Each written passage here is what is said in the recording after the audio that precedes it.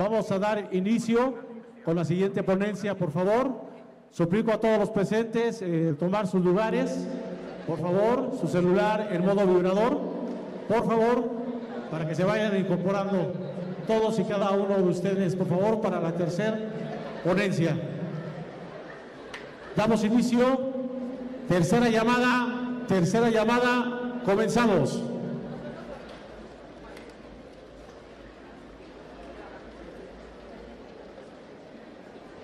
La educación ha cambiado, los alumnos han cambiado y por supuesto las herramientas también han cambiado. El día de hoy me complace presentar al doctor en Filología Hispánica por la Universidad Complutense de Madrid, además de ser maestro en Teoría Literaria y licenciado en Letras Hispánicas por la Universidad Autónoma Metropolitana, y ser también el actual director de materiales educativos de la Secretaría de Educación Pública, y por último, agregando, ser un investigador nivel 1 del Sistema Nacional de Investigadores, y presentando el tema, la planeación de proyectos desde el enfoque sociocrítico, recibamos con el reconocimiento que se merece al doctor Marx Arriaga Navarro. Fuertes los aplausos para recibir al doctor.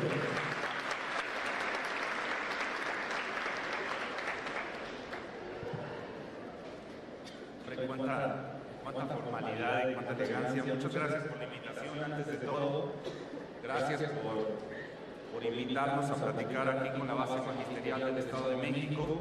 Espero que les guste la charla. Va a ser una charla complicada, pero antes de iniciar un poco de lectura de la realidad y de actualidad, lo que se está viviendo en el país, primero todo mi reconocimiento a los maestros de Ciudad Juárez, de Chihuahua, de Krill, por lo que están haciendo en defensa de los derechos laborales. Vamos a la primera. Esto es lo que está pasando ahorita en Ciudad Juárez. Y es muy interesante haciendo esa lectura de la realidad porque ustedes saben, Paulo Freire llega a mencionar que el gran acto revolucionario que tendríamos que hacer es la convivencia de los diversos para ir contra los antagónicos. Pero hoy en día reconocer los antagónicos es una tarea muy complicada y entonces sale el magisterio a la calle, cerramos una calle y afectamos no a los antagónicos sino a los diversos. Afectamos ahí a ciudadanos, etcétera. Vamos y tomamos una instalación como la Secretaría de Educación Pública y no afectamos a los antagónicos porque los que están ahí en esa institución son los títeres de ciertas hegemonías que han colocado a los funcionarios en ciertos puestos para facilitar el tránsito del dinero público hacia el dinero privado. Entonces lo que hoy hace Chihuahua, los maestros de Chihuahua, es un acto de lectura de la realidad profundo, donde afecta a los intereses de las hegemonías. Veamos la otra. Esta es durísima, durísima. Cerrar las vías del tren impacta directamente contra las hegemonías, es decir, no afecta a la ciudadanía, sino afecta a los grandes capitales. Y una acción de esta manera, como lo está haciendo los profesores en Krill, es el resultado de una lectura de la realidad profunda, donde se analiza cuáles son los antagónicos que están en mi territorio y cómo puedo afectar a esos antagónicos, haciendo una relación entre los diversos. Hago un poco más de análisis sobre esta foto. No es el Estado de México, que también, no es el Estado de México, es el Estado de Chihuahua. Ustedes recordarán, voy a tratar de eso en la plática, cuando los libros de texto salieron, los principales estados que hicieron una campaña de guerra sucia contra ellos fue Chihuahua y Coahuila. Los dos hicieron una campaña durísima. El gobierno de Coahuila, por ejemplo, desvió dinero para hacer unas cartillas y comprarle a las editoriales privadas unos libros y no repartir los libros de texto. La gobernadora de Chihuahua hizo lo propio. Y entonces, hoy que los maestros de Chihuahua salgan y hagan una acción así en contra de los antagónicos, en contra de esas hegemonías, es algo de aplaudirse, porque sabemos que ese gobierno de derecha va a ir contra ellos. Va a ir contra ellos durísimo, va a haber persecución, va a haber ceses y a pesar de todo, los maestros, después de hacer esa lectura de la realidad, asumieron desde el acto de la libertad que tenían que hacer algo para frenar las injusticias, las desigualdades que ellos observaban, y fueron y tomaron las vías del tren. Así que todo mi reconocimiento hacia ellos. Bueno, después de esta actualidad, entremos en la discusión. Hoy voy a hablar no de todas las agendas para hacer la lectura de la realidad, no voy a hablar del hecho económico, no voy a hablar del hecho político, no voy a hablar del hecho pedagógico, me voy a centrar en algo particular, que es la cultura. Teodor Adorno decía que uno de los procesos por los cuales nos esclavizan, nos someten, es a través de la cultura. Y si no somos conscientes de la cultura que ha generado la hegemonía para formar una subjetividad sumisa, entonces todo lo que hagamos por buscar una libertad no va a llegar a buen término. Necesitamos hacer un análisis de la batalla cultural que estamos viviendo el día de hoy. Hoy estamos rodeados por cierta cultura de consumo, cierto mensaje positivo, cierta búsqueda de la felicidad, en donde a través de una dialéctica centrada en la enciclopedia, en el positivismo, nos han dicho que hay certidumbres en este universo, que hay verdades absolutas que son irrefutables. Y entonces ahí nos metemos en esa búsqueda de esas verdades absolutas, tratamos de encontrar la certidumbre a la vida, y todas las incongruencias, todos los hechos imposibles de controlar los vemos como algo negativo. Y frente a esa cultura positivista debemos enfrentarnos, porque la nueva escuela mexicana no va a avanzar si no tenemos claro que no se sostiene sobre certidumbres, no se sostiene sobre verdades absolutas, no se sostiene sobre un recetario de cómo ser felices o cómo ser buenos obreros o ser buenos ciudadanos, sino se sostiene sobre el análisis de cuáles son las incertidumbres que hay todos los días a nuestro alrededor y cómo podemos enfrentarlos desde una rebeldía ante ese discurso positivista que nos dice que todo puede estar bien, que tan solo es levantarnos, peinarnos, vestirnos bien, ser positivos y actuar con felicidad. Bueno, pero entremos en discusión. Voy ahora sí a la presentación. Por décadas, yo tengo el... Sí. Veamos. Bien. Por décadas, México fue utilizado como laboratorio para políticas públicas que beneficiaron a un sector de la población que aspiraba a lucrar con todo, a lucrar con la naturaleza, con el trabajo de la gente, con todo. Para que esas políticas públicas avanzaran, se impulsó la formación de una subjetividad, de un ciudadano sumiso y convencido de que el consumismo y el individualismo era la única vía para el progreso social. Esa formación de ese ciudadano sumiso se enfocó en dos vías. La primera, de manera informal, en medios de comunicación, también en la alta cultura subsidiada por el Estado, y la segunda, a través de las instituciones del Estado, las escuelas y sus programas de estudio, lo cual dio como resultado una lucha ideológica entre unos que aseguraban que la felicidad y el progreso se medía sobre la tasa de ganancia y el porcentaje de capital económico lucrado, y otros que se resistían a pensar que aquel era el mejor mundo posible. Claro, todo esto sumado a la frustración de reconocer que la supuesta movilidad social que planteaban aquellos del discurso positivo, del discurso consumista, pues aquella movilidad social cada vez colocaba más condiciones, haciendo casi inalcanzable el poder alcanzarla. Es decir, transitar de la clase baja a la clase media o de la clase media a la clase alta.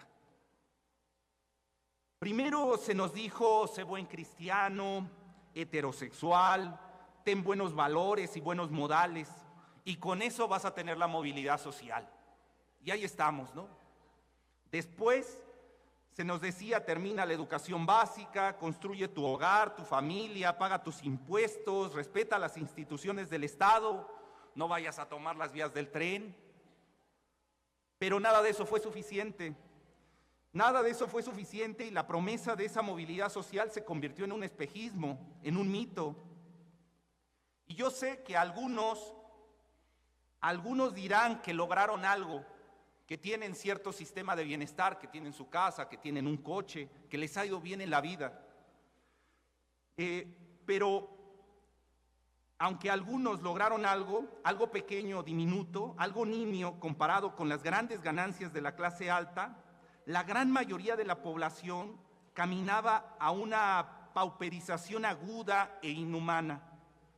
En esa sociedad dividida, en esa crisis civilizatoria, nuestro anterior presidente gana la elección e inicia una política pública nueva para México, en donde ahora el protagonismo lo tendrían las clases bajas. Él lo llamó primero los pobres. Se diseñaron muchos programas sociales como pensiones a adultos mayores, becas a los estudiantes, apoyos para reforestar, para iniciar un negocio, para madres solteras, etc. Digamos, aquella persona inició una contraofensiva para crear un nuevo tipo de ciudadanía, un nuevo tipo de subjetividad. Digamos, la batalla cultural, la lucha ideológica, tomó un nuevo rumbo al plantear contrapesos culturales desde el Estado. A eso él lo llamó humanismo mexicano. El término al principio confundió a muchos, porque imaginaban una postura ilustrada, eurocéntrica, positivista, enciclopédica y hasta cierto punto grecolatina. Recuerden, fuimos formados en esa dialéctica enciclopédica, es decir, asumimos que hay certidumbres, hay una tesis, una antítesis y después haremos una síntesis de esos hechos antagónicos, pero en los tres elementos hay certidumbres. La tesis se sostiene sobre la certidumbre, la antítesis sobre la certidumbre, solo desde puntos de vista distintos, y la síntesis se asume como una superación de ambas al lograr encontrar una convivencia, pero siempre pensando desde la certidumbre del enciclopedismo, es decir, que es una verdad irrefutable. Bueno, frente a eso, pues cuando escuchábamos humanismo mexicano, buscábamos las certidumbres, íbamos ahí a transitar en todo lo grecolatino, en el humanismo francés, en el humanismo italiano del siglo XV, del siglo XVIII, para buscar los elementos de ese humanismo mexicano. Algunos intentaron rastrear su origen en Sor Juana, en Sigüenza y Góngora, en Vasco de Quiroga, en Pedro de Gante, en Julián Garcés, en Bartolomé de las Casas, en el Ateneo de la Juventud. Y tampoco ayudaba el que él en sus conferencias matutinas diarias citara, por ejemplo, hombre soy y nada de lo humano me es ajeno, citando a Terencio. Pero bueno, tampoco ayudaba que en esas conferencias matutinas hablara sobre la misericordia, el ascetismo, la caridad, la simpatía, la solidaridad que nos recordaban aquellos principios del humanismo grecolatino. No ayudaba eso, pero con el tiempo entendimos que los principios ideológicos de su humanismo mexicano, aunque tenían algo que ver con lo grecolatino por todas esas referencias, en realidad daban cuenta de dos vertientes. Una, desde una educación informal, es decir, desde el pueblo, desde la comunidad, se recuperaban las cosmovisiones de nuestros pueblos originarios, en donde el compromiso comunitario frenaba las ansias de lucro de algunos y obligaba a colocar el trato digno como pilar para las políticas públicas y privadas. Es decir, la dignidad de las personas se colocaba como el gran valor por el cual se debería luchar. Pero ¿qué entendió él por dignidad? Él decía, prohibido prohibir. Atrás de estas pequeñas frases, en donde sus opositores solo encontraban populismo, se iba estructurando una estrategia compleja para cambiar la subjetividad del mexicano. Prohibido prohibir implicaba que la dignidad no era un marco ético contextual de lo que podría ser un buen mexicano o una buena mexicana. No, era una reformulación moral en donde el reconocimiento de las diferencias y de las desigualdades en cuestiones culturales, genéricas, lingüísticas, económicas, religiosas, etcétera, debían generar políticas públicas y privadas que remediaran, que revirtieran las desigualdades estructurales. Segunda vertiente, desde una educación formal, es decir, desde estos espacios, desde las instituciones, desde las escuelas, desde las universidades. Y aquí es donde las resistencias se convirtieron en traiciones. No me malinterpreten, Desde la educación informal, es decir, desde la comunidad, desde la calle, también hubieron traiciones. Pero sin duda el hartazgo y la indignación popular ayudaron a que el concepto de dignidad avanzara, porque sin duda la gran mayoría de nosotros quería mejores condiciones materiales, es decir, quería un pan para poder llevarse a la boca, pero también querían algo más que solo eso. Querían levantar la cabeza, querían dejar atrás las desigualdades, la explotación, querían vengarse de sus caciques y no sentirse más como sus esclavos. En cambio, desde las instituciones, desde las escuelas, desde estas instituciones del Estado, se generaron las grandes resistencias y las grandes traiciones. Nuestro anterior presidente decía, al diablo con sus instituciones. Él buscaba refundarlas con la ilusión de crear todo un nuevo aparato burocrático que sostuviera la batalla cultural de su humanismo mexicano. Es ahí donde refiero que surgieron las grandes traiciones. Los intelectuales orgánicos del viejo régimen, aquellos que habían sido instalados e instaladas en las universidades estatales y se agruparon en castas doradas con muchos privilegios, iniciaron una ofensiva radical. Cuando Andrés Manuel López Obrador fue recortando sus privilegios, ellos respondieron con mucha agresividad, cuestionando todos sus programas políticos. El presidente intentaba que así como la educación informal, como desde las comunidades, todo se colocaba al servicio de los más humildes, con la intención de regresarle su dignidad a aquellas personas, él esperaba que en la educación formal, en las instituciones, en aquella educación que impartía el Estado como servicio público, también debía actuarse de la misma manera, y fue ahí donde surgieron las traiciones. Las castas de las universidades, es decir, los intelectuales orgánicos de la derecha, no aceptaron cambiar su statu quo y siguieron con un modelo enciclopédico, entendiendo la educación como un servicio desde la verticalidad, formando al capital humano que necesitaba el sector privado y controlando a las áreas de humanidades y ciencias sociales al fragmentarlas y expropiarles sus áreas comunitarias, impidiendo la organización en facultades, en planteles o sedes exclusivos de esas áreas de estudio. Ejemplo, el normalismo. Lo mismo sucedió con la educación media. Aunque nuestro expresidente insistía en la formación de un ciudadano con pensamiento crítico, un ciudadano emancipado, la Confederación Patronal de la República Mexicana, la Coparmex, hizo el lobby suficiente para convencer a los funcionarios públicos de la SEP y crearon un programa que llamaron Educación Dual, copia de la educación dual alemana. Una currícula educativa en donde el 50% de las asignaturas se pactaban con la patronal para la formación del nuevo capital humano que ellos iban a necesitar en sus empresas, y el otro 50% lo diseñaba el Estado bajo un supuesto humanismo mexicano que se reducía a incluir temas de la agenda progre de manera superficial, como el cambio climático, cierta memoria histórica, la vida saludable y poco más. Y si bien esto era grave porque atentaba contra los principios de lo que el presidente había nombrado como la cuarta transformación del país, traicionando la lucha ideológica de aquel sexenio, el principal problema es este: la precariedad laboral que generaba esas políticas como la educación dual, junto con la pérdida de la memoria histórica, al eliminar la conquista social que implicó que la patronal aceptara su obligación con la formación de sus obreros. Es decir, las escuelas, como bien lo menciona el artículo 135 de la Ley Federal del Trabajo, no están obligadas para formar capital humano, para formar obreros. Esa es obligación de la patronal. Esa fue una conquista social, el hacer que fuera el empresario el que estuviera obligado a la formación del capital humano, no las escuelas. De manera ilógica, Ahora el Estado, con un supuesto perfil de izquierda, le estaba ayudando a la patronal a la formación del capital humano con la finalidad de que el lucro empresarial se acrecentara, para que así ya no gastaran en capacitación, sino el Estado formara a los obreros que se iban a necesitar. Sin embargo, no todo fue traición en los principios del humanismo mexicano. En esta segunda vertiente de la educación formal, hubieron instituciones como el CONACYT y las escuelas normalistas, encargadas de la formación del magisterio, que legítimamente intentaron una transformación de sus prácticas, colocando a la ciencia y las humanidades al servicio de los problemas sociales de la comunidad.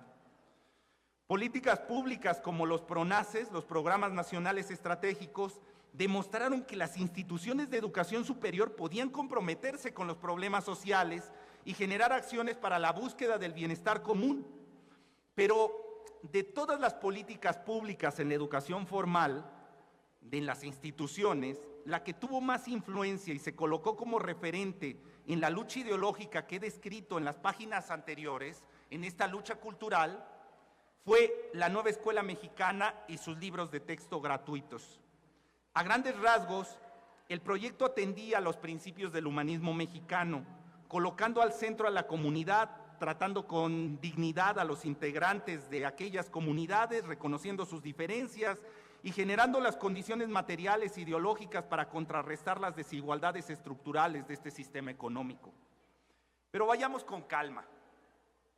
¿Qué es la Nueva Escuela Mexicana? La Nueva Escuela Mexicana es lo antagónico a la educación positivista tradicional. La Nueva Escuela Mexicana es una utopía que aspira a cambiar la cultura escolar para formar una nueva subjetividad, una nueva ciudadanía con las capacidades humanas necesarias para transformar los territorios y resolver las crisis civilizatorias que hoy padecemos en todos los territorios. La Nueva Escuela Mexicana se puede entender como un paradigma educativo diseñado desde México para México. La Nueva Escuela Mexicana es un canto pedagógico de libertad en el marco de la dignificación de los actores que participan en las aulas. La Nueva Escuela Mexicana abarca toda la educación básica que va desde la etapa inicial y que termina en secundaria. Esto hay que dejarlo claro. No hay Nueva Escuela Mexicana en la educación dual de educación media. Eso no es Nueva Escuela Mexicana. La Nueva Escuela Mexicana termina hasta la secundaria, en la formación de esa ciudadanía crítica. La Nueva Escuela Mexicana se sostiene sobre 3 pilares. Primer pilar, que esto no lo tiene la educación dual y ni lo va a tener porque se pacta con la patronal, no lo van a permitir. Primer pilar, y es la gran conquista del sexenio anterior, autonomía profesional. La autonomía profesional entendida como el derecho que tiene no el maestro, no la maestra, sino el profesional de la educación. Es el derecho que tenemos todos nosotros como profesionales de la educación para territorializar los contenidos de los programas de estudio según las crisis y los conflictos de su comunidad. Entiéndase el territorio como la apropiación cultural del espacio donde se desenvuelve un colectivo, convirtiéndolo en un lugar hospitalario para todas y todos, el cual debe cuidarse y defenderse de todos aquellos que busquen expropiarlo. Y entiéndase la cultura como los mitos y el aparato simbólico que un colectivo crea para darle certidumbre a las incertidumbres de la vida. Hago un paréntesis rápido. La autonomía profesional es básica.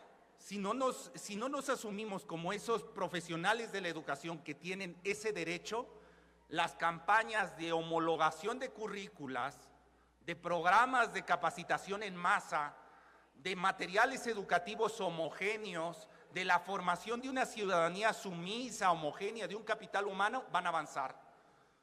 El derecho de la autonomía profesional da un pensamiento crítico al maestro para resolver las crisis civilizatorias y que su aula se vuelva en un aula única, en donde resuelve lo que su comunidad necesita y frena las ansias de los empresarios de la educación por tratar de convertir la educación en un lucro y homologar a toda la ciudadanía y homologar a todas las aulas.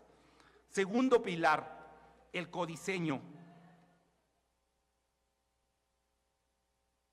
¿Qué es el codiseño? La actividad comunitaria de planeación en donde con base en la lectura de la realidad se modifican los programas oficiales para diseñar una currícula viva como un espacio de creación horizontal de conocimiento en donde se cumplen tres cosas.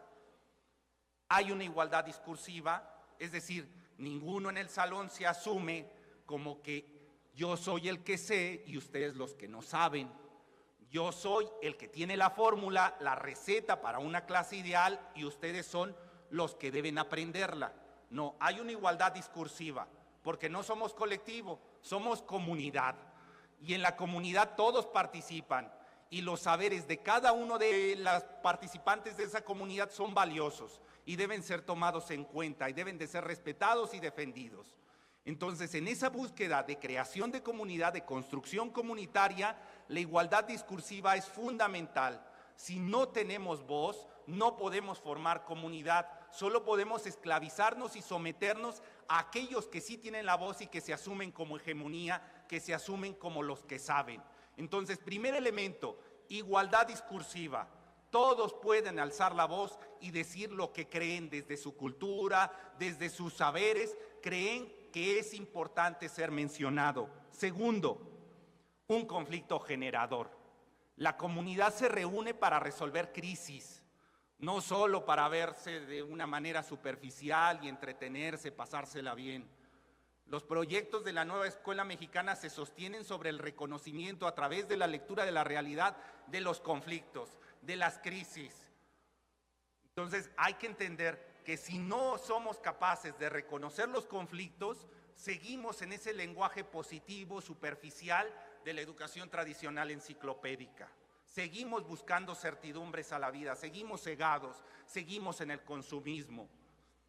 Y último elemento, una autonomía de las voces en los integrantes que participan. Es decir, que si bien formamos parte de una cultura, tal vez formamos parte de un gremio y nuestra voz está influida por las agendas de ese gremio, en la formación de esa comunidad logro despojarme de esas inercias de donde vengo, de esa cultura de donde vengo para participar en la construcción de algo nuevo entre todos, sin que mi agenda gremial, cultural, sin mi agenda territorial someta las agendas de los demás. Es decir, una convivencia en donde cada de las necesidades de cada uno de la comunidad pueden formar parte en la construcción. Debo también señalar que el resultado del codiseño no es un documento o un formato, Aquellos que están viendo que el codiseño termina con un programa analítico entendido como un formato, como unas hojas, como un documento que se entrega, va por mal camino. El codiseño representa la conciencia de una ruta didáctica como estrategia de enseñanza-aprendizaje que da cuenta de la realidad de sus participantes y no de un acto de violencia sobre ellos, sobre un perfil tradicional de egreso que silencie los saberes de la comunidad. Último pilar, y el más importante que he estado reflexionando en estos minutos, el que sostiene a la nueva escuela mexicana como un discurso contrahegemónico, antagónico a la cultura de consumo del sistema neoliberal, la dignidad. El plan de estudios de la nueva escuela mexicana puede leerse como el borrador de un tratado filosófico sobre la dignidad. Sin este principio, la nueva escuela mexicana se convierte en un dogmatismo más de un Estado que desconfía de su pueblo, se convierte en una política caritativa que humilla a sus integrantes al entregarles el modelo de una manera vertical de arriba hacia abajo. Es decir, si no hay un reconocimiento, para tener dignidad me tienes que reconocer mi lengua, mis valores, mis costumbres, mi cultura, mi forma de leer el mundo. Si no asumes estos elementos que me conforman, no me estás tratando con dignidad. Entonces, la dignidad se sostiene sobre el reconocimiento de las diversidades y de las desigualdades que hay entre los sujetos. Por eso es fundamental. Así la dignidad atraviesa toda la nueva escuela mexicana y se convierte en el pilar más atacado por los actores políticos, fuera y dentro de la Secretaría de Educación Pública, porque es ahí donde se encuentra el corazón cálido y palpitante que intentan destruir. Este concepto de dignidad avanza un paso más el sueño de la izquierda decimonónica al no solo aspirar a democratizar la educación para todas y todos, garantizando que sin importar las condiciones culturales, económicas, religiosas, exogenéricas, lingüísticas, biológicas, se pueda acceder a una educación gratuita por parte del Estado. Porque si bien ese sueño aún tiene vigencia, no solo es eso la nueva escuela mexicana. La nueva escuela mexicana es la batalla cultural del humanismo mexicano por colocar a la solidaridad como factor de organización horizontal, de respeto mutuo, en donde se dignifica a las personas al reconocerlas desde todas sus diferencias e incongruencias y se construye comunidad sobre el compromiso de defensa solidaria del territorio en favor del bienestar común. Ahora bien, magnifiquemos la nueva escuela mexicana como política pública. Esto ya lo saben ustedes. Nace el 19 de agosto del año 2022, cuando se publica en el Diario Oficial, después de más de 32 asambleas estatales y docenas de asambleas regionales, en donde el magisterio compartió sus sueños, compartió el imposible viable de la educación. Hablamos de más de 1 millón de participantes que asistieron de manera presencial y virtual a aquellas asambleas. El 28 de agosto del año 2023 se implementó en las aulas a una población de más de 23 millones de alumnos y en más de 200,000 centros escolares, bajo la visión del porvenir comunitario soñado por más de 1 millón de docentes. Así, la nueva escuela mexicana lleva un poco más de un ciclo escolar, enfrentando oposiciones, disidencias y resistencias. Una batalla cultural entre la ideología neoliberal, la ideología del consumismo y los incipientes mitos globalizantes del humanismo mexicano. Termino. Trataré de resolver esta última pregunta. ¿Qué son los libros de texto gratuito dentro de este análisis cultural? Es un programa que nace en el año 1959 como respuesta a las fuertes desigualdades del país. Desde sus inicios, el bloque conservador del país rechazó el programa porque lo consideraba una herramienta peligrosa del Estado que podía utilizarse para generar conciencia social en la población. De ahí que una de las consignas del conservadurismo era señalar a los libros de texto como materiales ideológicos, ya desde esos años 60. Además, rechazaban la idea de que el Estado asumiera el protagonismo en la materia, evitando el lucro económico con aquellos materiales educativos, ya que había empresarios de la educación interesados en aquel negocio, en especial editoriales peninsulares que habían hecho un gran negocio en la venta de libros en México. Sobre lo ideológico, ¿cómo le hicieron para lograr que avanzara el proyecto del libro de texto?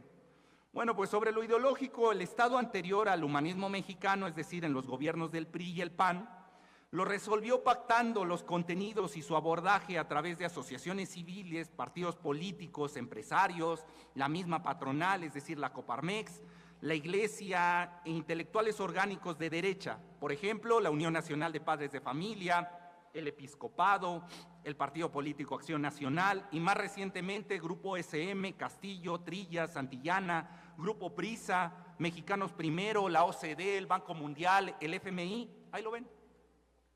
Esta es la red que llevó a las políticas neoliberales.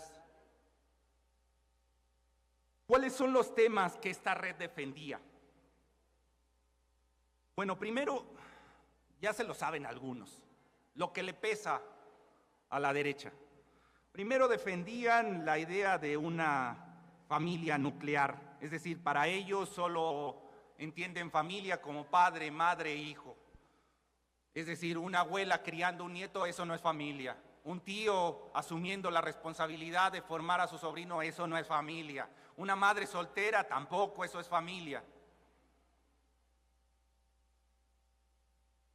¿Qué más defendían? Los roles de género, la educación sexual, que les pesa mucho, las habilidades laborales del capital humano, que asumen que la escuela debe de ser la formación de obreros esclavizados.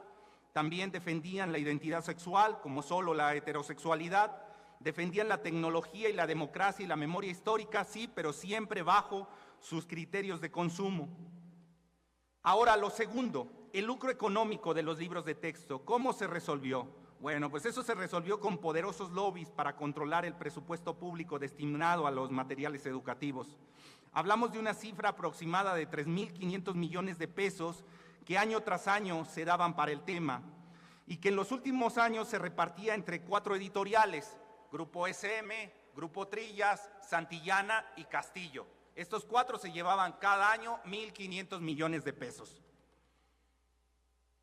Tal vez, como se imaginan, fue en estas 2 áreas donde se libró la batalla cultural y de manera increíble la nueva escuela mexicana salió adelante. Tal vez lo más sencillo fue detener el lobby con las editoriales que vendían los libros de texto al Estado, frenando los 1.500 millones en contratos. Claro, eso era sencillo, solo no había que firmar los contratos, pero eso desató un ataque furibundo en los medios tradicionales de comunicación. Sin embargo, aún hay mucho por hacer. El lobby por la compra de los libros de texto se trasladó de las editoriales a las imprentas, como lo ven ahí. Y lo que antes era un mercado de 3.500 millones, hoy es de 6.713 millones, al obligar al Estado a limitar su producción de la Conalitec a un 3.8%. Es decir, hoy tienen arrodillada la Conalitec y solo el 3.8% de los libros que recibimos los imprime la Conalitec. El resto se los llevan estas imprentas. Así fue como lograron mantener tranquila a los empresarios de la educación, doblando el presupuesto, diciendo en lugar de 3.500 millones, ahora vas a recibir 6.713. Ahora en lugar de que se los lleven 4 editoriales, se los van a llevar 8 imprentas en particular, aunque ven ahí una cifra, un listado más largo. Sin embargo, la batalla cultural sigue librándose a nivel de los contenidos y su abordaje.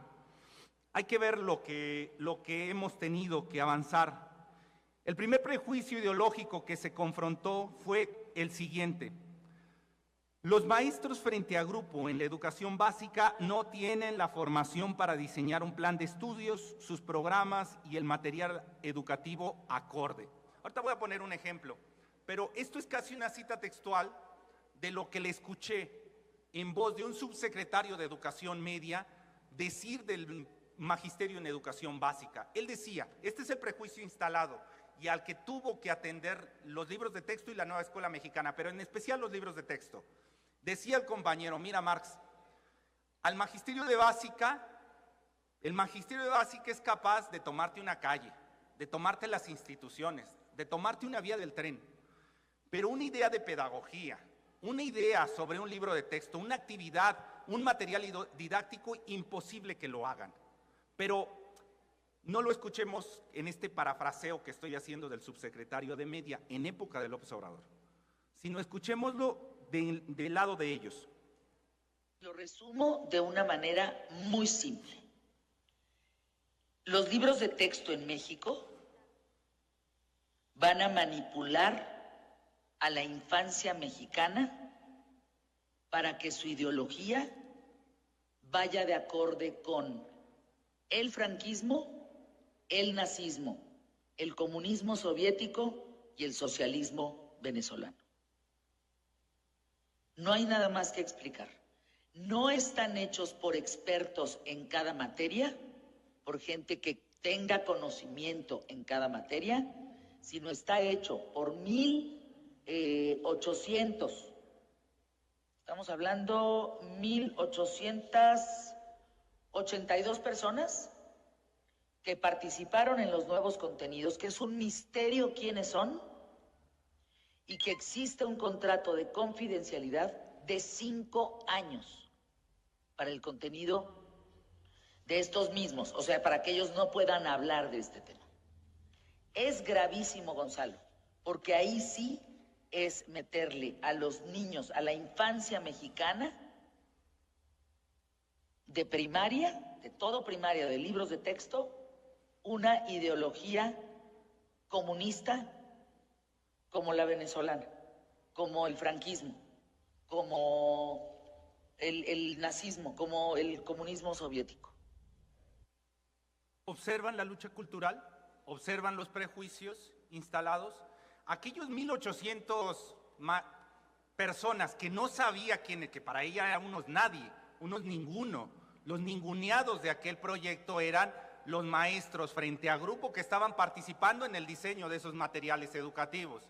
Pero claro, desde los prejuicios de la hegemonía, desde los prejuicios culturales del consumismo, ellos no tenían las capacidades para enfrentar el reto de hacer los materiales educativos. Por eso les digo, lo primero que se atacó es generar un contradiscurso a aquella propuesta que se daba, que el magisterio no era capaz de hacerlo. Hoy, como narrativa antagónica a esto que escucharon, no solo el diseño curricular de la nueva escuela mexicana es patrimonio de la base magisterial, sino también sus 106 libros de texto, que suena fácil, suena rápido, pero son 106 materiales que van desde preescolar hasta secundaria. Sus más de 25,000 folios y sus miles de participantes que fueron creadores, todas y todos ellos demostraron que no solo el magisterio de base puede diseñar estas herramientas pedagógicas, el magisterio que está frente a grupo, sino que se necesitan esos espacios como territorios comunitarios en donde el magisterio recupere su dignidad al colocar sus saberes a la altura de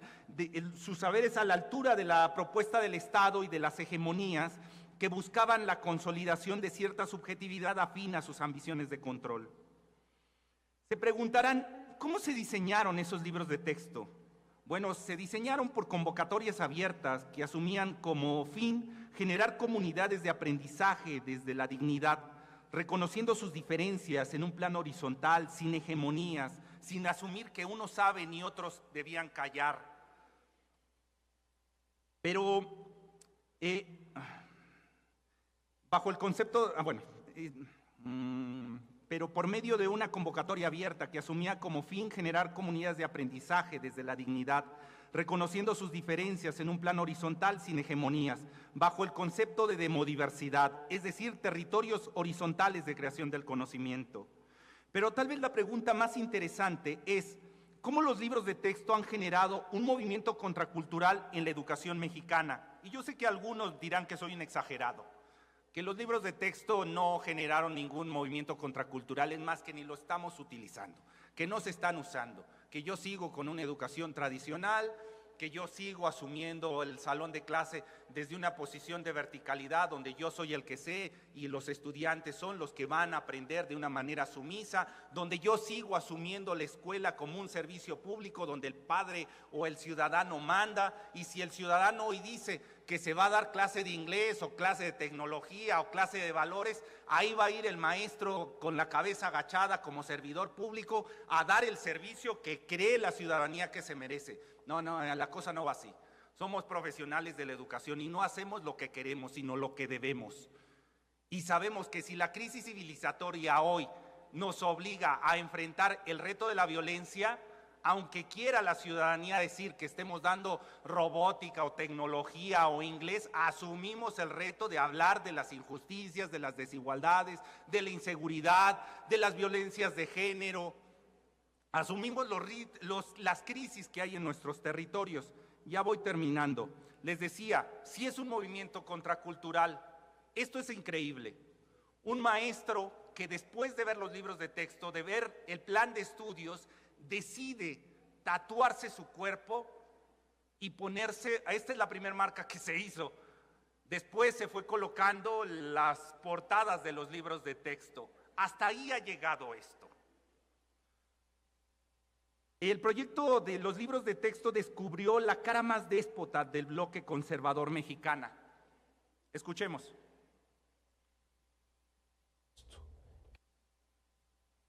Los libros de texto que la Secretaría de Educación Pública quiere distribuir para el próximo ciclo escolar. Es un asunto serio, porque México está en peligro por un virus que se creía erradicado, el virus comunista. Su resurgimiento está en la educación comunista que la Secretaría de Educación Pública busca imponer a las niñas y a los niños de México. Estamos ante una conspiración fraguada por comunistas trasnochados, como el director de materiales educativos de la SEP, Marx Arriaga, y el subsecretario Luciano Concheiro. El Marx mexicano, sin Marx, incluso trajo de Venezuela al exfuncionario chavista Sadi Arturo Loaiza. Los manuales que van a utilizar los maestros es otro tema también serio. Los manuales que se van a utilizar para la educación, que van a utilizar los maestros para la educación de los niños, están en contra de la libertad. Buscan convertirlos en esclavos sumisos de una dictadura comunista. Son las guías de la educación comunista que pretenden que los niños no lean, no aprendan matemáticas, lógica, ciencias, ética o historia sin distorsiones. No quieren que sean mejores, que seamos mejores. El objetivo de estos comunistas es que los negocios, hasta los más básicos, los changarros, sean mal vistos. Los comunistas promueven en las guías para los maestros el desprecio al trabajo, a la cultura, a la religión, hasta la familia. Se sienten empoderados y buscan generar violencia y resentimiento entre los mexicanos. Clara la lucha cultural. Los prejuicios más clasistas y retrógrados salieron a la luz, pero al mismo tiempo fue gestándose un movimiento magisterial y comunitario de defensa, de resistencia. De hecho, el segundo prejuicio que se cuestionó es el protagonismo de las niñas, los niños y los adolescentes como sujetos de derecho en cuestión educativa, y hasta dónde ese derecho humano cancela otros derechos como los derechos laborales del magisterio y convierte la educación en un servicio. Como parte de las políticas neoliberales se repitió hasta el cansancio que en los modelos educativos anteriores lo más importante eran las niñas, los niños y los adolescentes, aunque irónicamente nunca fueron tomados en cuenta o escuchados para que su voz fuera incorporada en el diseño curricular o en las políticas públicas o en algún libro de texto, ¿no? Se decía como un eslogan de campaña, lo más importante en la educación es los niños, las niñas y los adolescentes, pero en realidad nunca aparecían las voces de ellos. Además, yo he hablado abierto. Perdón. Además, con base en ese prejuicio, en el prejuicio de que lo más importante son las niñas y los niños, cualquier recorte económico al sector educativo podía desdibujar las conquistas laborales del magisterio sobre la supuesta legitimidad de la defensa de los derechos de las infancias, y eso es gravísimo porque están manipulando las cosas. Es decir, un derecho no cancela otro. Los derechos laborales no están por abajo del derecho de las infancias a recibir infancia. Estado, no sea sinvergüenza. Garantiza el derecho de las infancias a recibir la educación y garantiza el trato digno del magisterio. No es cambiar uno por otro. Por supuesto, aquella precarización se tradujo en acciones que atentaron sobre la dignidad del magisterio en particular y en la educación en general, sumado a convertir la educación en un servicio mensurable y predecible por medio de herramientas para la rendición de cuentas como la prueba PISA, entendida como calidad educativa según estrategias gerenciales. Ello no solo precarizó al magisterio, sino le hurtó su categoría como profesional de la educación, convirtiéndolo en un mediador de la información o un técnico operador de una currícula. Estrategia cultural agresiva que violentó al gremio magisterial, en especial en básica. Van a decir, qué exagerado es. Escuchemos la agresión hacia el magisterio. Yo he hablado abiertamente de la sección 22, de la sección de Chiapas, de la 18, como delincuencia organizada. No trafican quizá droga, trafican con el dinero nuestro y con el futuro de los niños. Y eso, en mi opinión, es tan grave como traficar drogas. Son unos pinches delincuentes. Y hay que intervenir. Y no es autoritarismo, es Estado de Derecho. La nueva escuela mexicana cuestionó este prejuicio y generó un discurso antagónico. Primero, negando a la educación como un servicio público y reconociéndola como el territorio comunitario donde se forma la ciudadanía crítica, capaz de enfrentar sus conflictos y de responder a las desigualdades estructurales que los limitan. Segundo, para aspirar a un trato digno, el estudiante no podía quedar como sujeto individualizado ni estereotipado, sino debía colocarse rodeado por su comunidad y su cultura. Los mismos materiales educativos, sus libros de texto, debían promover las condiciones simbólicas y materiales para la construcción de dicha comunidad. De ahí que en ellos no se encuentran actividades progresivas según los contenidos fijados por una institución, sino es una antología de proyectos que solicitan el juicio crítico de la comunidad para ser adaptados según las necesidades en la resolución de los conflictos de los territorios comunitarios.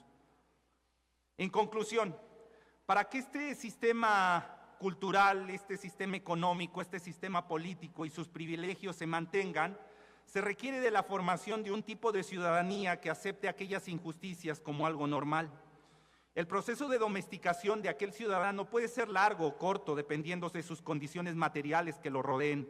Es decir, una persona con muchos privilegios aceptará más rápido que el sistema económico, aquel sistema económico, mientras que el sujeto precarizado, los ninguneados, los marginados, se resistirán a aquellas humillaciones. Para lograr la domesticación, el sistema económico se apoya de su andamiaje cultural para legitimar sus acciones y convencer a los ciudadanos que el mejor mundo posible es donde ahora estamos viviendo, y lo mejor es no intentar moverle, dejarlo así. De tal manera, observamos un sinnúmero de mitos que dan certidumbre a hechos tan inciertos o subjetivos como qué es la felicidad, qué es el progreso, qué es la familia, qué son las familias, qué es la masculinidad, qué es la feminidad, qué son las infancias. Todo con el fin de convencer al ciudadano de lo legítimo que resulta el marco de privilegios y abusos que hoy existen. ¿O acaso no reconocemos que culturalmente se asume que para ser más se debe poseer más y los que son menos es porque poseen menos? Frases que no tienen ningún sentido científico son aceptadas como verdades absolutas. Por ejemplo, el dinero es la felicidad, o su versión de centro derecha, el dinero no es la felicidad, pero ¿cómo ayuda? De ahí la importancia de desarrollar una estrategia cultural que genere una nueva ciudadanía que acepte y luche por un nuevo modelo económico. Si ello no sucede, si no logramos hacer una transformación cultural, los resultados serán conquistas laborales que se dilapidan con el paso del tiempo por culpa de la domesticación consumista, de la base magisterial o de la sociedad en general que no quiso defender los logros en aquellas conquistas sociales. Todo por no ofrecerle a la base social un marco cultural distinto en donde pueda responder a aquellas incertidumbres que el consumismo sí responde. Sin un andamiaje cultural antagónico a la ideología de derechas, el sujeto avanza sin rumbo, camina sin un sur donde pueda fijar que hay un mejor mundo para vivir que este donde nos encontramos. Una compañera hace unos días me recordaba cómo Lenin hablaba del odio como motor en la lucha de clases, cómo de alguna extraña manera a los 18 años él le resultó tan evidente ese odio entre los oprimidos y los opresores. Hoy el odio se mantiene. Y no deberíamos temer de él, no deberíamos actuar con el discurso positivo, diciendo hay que quitar todo ese elemento, hay que pensar positivo, hay que pensar lindo, hay que ser felices. No, debemos reconocer que el odio se mantiene y es necesario para guiarnos en las políticas sociales, es decir, odiar el saqueo, odiar las desigualdades, odiar la distribución desproporcionada, odiar la mezquindad, odiar la corrupción, odiar el nepotismo, odiar la trata de blancas, odiar la esclavitud. Pero debemos tener cuidado, compañeras y compañeros. Sin una cultura de la nueva escuela mexicana, sin un marco cultural, sin un andamiaje cultural que señale de manera clara a los antagónicos y su cultura, ese odio puede desviar el rumbo y ser manipulado por la derecha para que nosotros acabemos odiándonos. ¿Se imaginan una estrategia cultural de la derecha por medio de películas, series de televisión, canciones en la radio, mentiras en las redes sociales? Una estrategia que nos manipule para utilizar el odio como motor de clase y así fomentar una animadversión entre nosotros, entre los iguales. ¿Se imaginan que culturalmente logren convencer a un maestro precarizado, a un maestro con un salario de 7,800 pesos? ¿Se imaginen que logren culturalmente convencer a ese maestro y se crea el monstruo de un maestro precarizado de derecha que defienda las pruebas estandarizadas, los sistemas de evaluación al magisterio, las cargas administrativas, que defiendan la educación privada, sus colegiaturas y su supuesta calidad educativa? ¿Se imaginan eso? Bueno, pues eso ya está sucediendo. Recordemos, cuando culturalmente el Estado progresista, la sociedad progresista tenía un andamiaje robusto, era fácil identificar a sus caciques y señalar que se estaba luchando contra la derecha encarnada en Peña Nieto, en Erubiel, en Silvano, en Duarte, en Calderón, en Fox, en Zedillo, en Salinas y miles más, caciques que representaban a esa clase social en una microescala. En aquella época, el sujeto progresista utilizaba ese odio como motor contra ellos que considerábamos los enemigos de la clase trabajadora, los caciques que nos humillaban y que nos explotaban.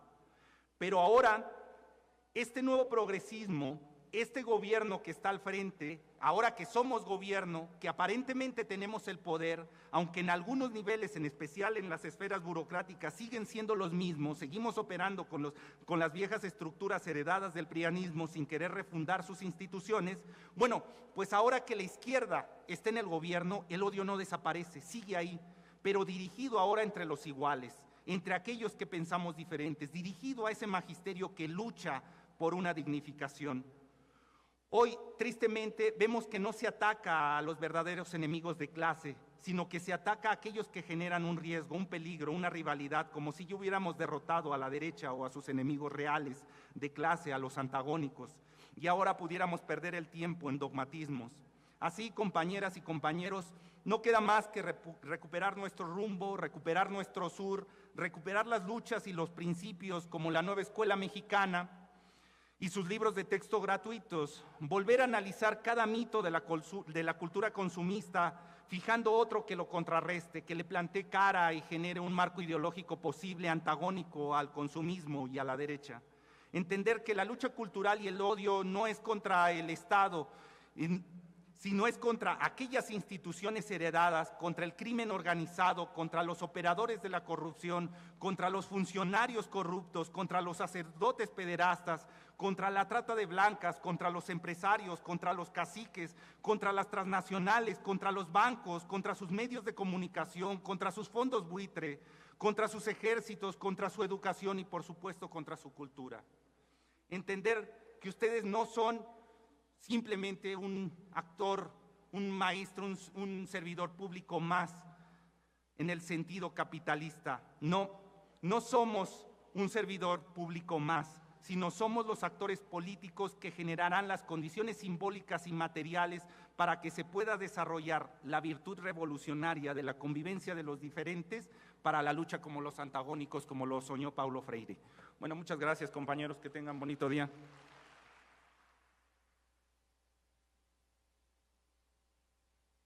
Agradecemos la exposición del doctor Marx Arriaga Navarro, esperando que continúe con éxitos en su distinguida trayectoria.